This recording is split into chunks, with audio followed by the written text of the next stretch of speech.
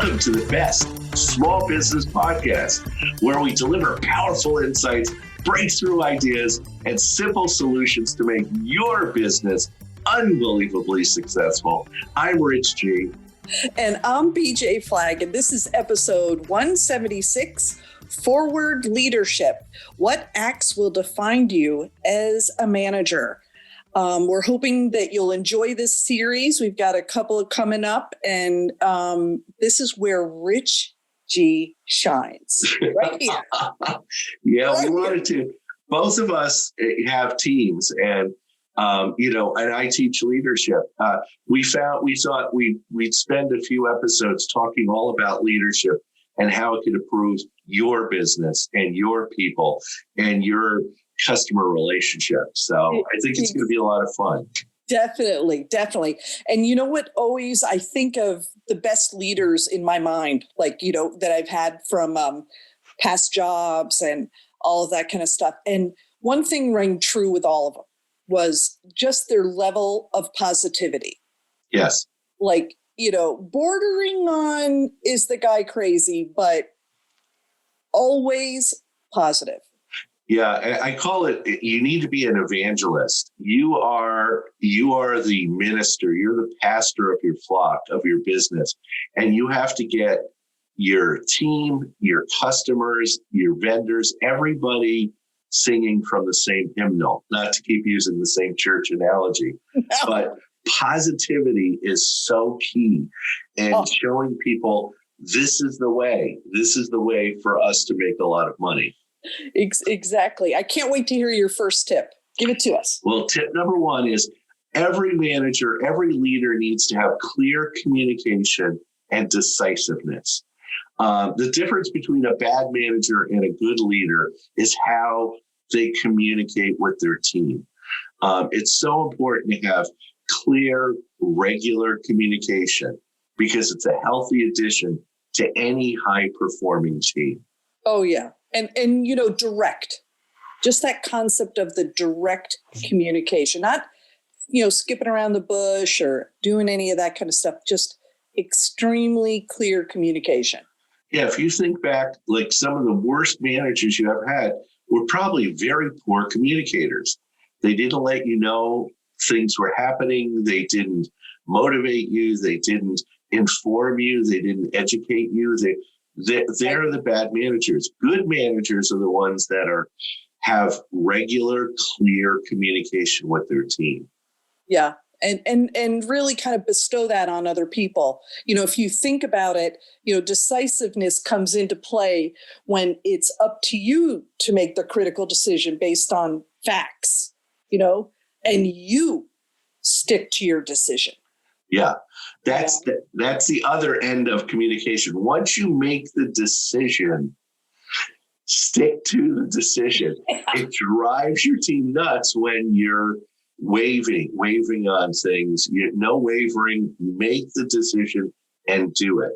Even if you feel after it's all done that it might have not been the best decision, being decisive is clear. You have to show people a decision chain. Yeah. And they're looking at you. They're looking at you for that direction. If you start wavering, they panic. Yeah. They see the insecurity in your eyes and they don't believe in you anymore.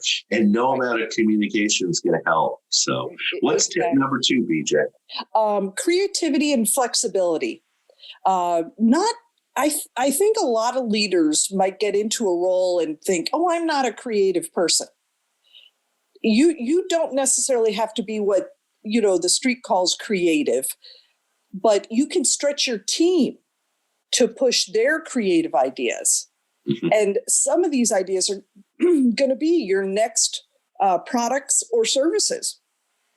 Your creativity comes into play when they show the best side of themselves. Exactly. And like you said, the union of creativity and flexibility is your ability to open your mind to new ideas, new techniques, new tools, new ways of doing things, and taking a step back and do what you do best, which is walking through in your mind the idea and visualize it as it flourishes and becomes a part of your business ecosystem. Yeah. When you have that feeling where you can picture it, then you have a live idea, the next new direction. And it's exciting. And you've just made your team stronger. Too many people shut down their creativity, or they shut down the creativity of their team. Yeah. And because they're scared, or because of the pandemic, or because of some other things. Yeah. And it's like, well, we're just going to keep doing the same old thing. Just get it. And that's a regressive type of thinking. So. Yeah. And a bit of flexibility today will build a level of caring and trust with each employee. That's such an important thing, especially today. Know when you can give a little and build confidence in an employee. You'll be seen as that leader who has compassion. You're so right. It's so many people try to be the font of creative ideas. And it's like, no, your people have ideas too. Your customers have ideas. Your vendors have ideas. Everybody has ideas. And the more open you are to other people's ideas, belief systems, the more innovative you might be. Yeah. And I think going forward, you're excited to be part of, that's where team starts, right?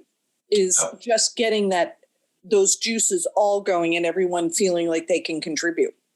Absolutely, get them juices going. Exactly. So tip 3 is addendum to the first 2, which is active listening and empathy. That's, communication is a two-way street, and you have to actively listen also to your communication. You can't just pontificate. You have to absorb and listen to what your team's saying to you. They have a lot to say, and much of it is really, really good stuff. I know. And just listening and understanding is crucial to any high functioning team. You don't want to sit there and, kind of interrupt them or, kind of grab onto their idea and push it into a completely different direction. You do have to sit back and let things start to happen. How many managers have you worked with that have demeaned your idea or disregarded your idea or poo-pooed your idea? How motivated are you to do good work at that point? I know. Not at all. Really. Not good. And this is where empathy comes into play. Mm-hmm. When most bad managers don't really care about their team. They care about their business. They care about the money. They care about themselves. You have to show you care when your team is down or maybe they lose out on an opportunity. Yeah. And you just have to be there for them and pick them up, dust them off, and, push them into, back into the fight. If you show your stripes as someone who's like, yep, validation, you're completely right. This was not good. It stunk. But hey, look at all these great things we're doing. Let's get back into it. You're the coach. Yeah. You got to do it. It's so important. Empathy plays a major part in not only active listening, but understanding, feeling for them, putting yourself in their shoes, their position sometimes. A lot of managers don't do this, but good leaders do this innately. Yeah. What's our 4th tip, BJ? Inspire and convey vision to others. This is where you guys have some homework. And, much of what Rich and I do each week is we are, reading, we're listening, we're finding out what's going on in the marketplace and in publications. And we look for inspiration everywhere where we're going, because we don't know which person we're going to see this week that's going to need a bit of this, going to need a little bit of vision. And, it allows us to inspire others. Are you agree with that, Rich? I mean, we fall into absolutely. It's as a small business owner, your job is to constantly inspire your team, your customers, and convey your vision to them. They have to buy in. Even if you're a plumber, you have to get your customer to buy into your way of fixing or repairing something. Yeah. So, and, you've got to inspire the people to follow this new thinking and then develop, kind of effective ways to share this new knowledge with everybody. I'm kind of constantly amazed at, sometimes I realize that I'm not connecting on a new idea. Yes. And I look over at the person and there's the glazed eye look. And I realize, oh my goodness, I'm 10 steps ahead of these people. And I've already formed what I think is going to be a fantastic, opportunity. And I have to catch myself, walk all the way back and bring the people along again onto what I've envisioned. So sometimes conveying the vision can be an extremely hard part of what you're doing. Yeah, it's that translation, because like you said, you might be 3, 4, 10 steps ahead, and you need to step back and walk them through your thinking.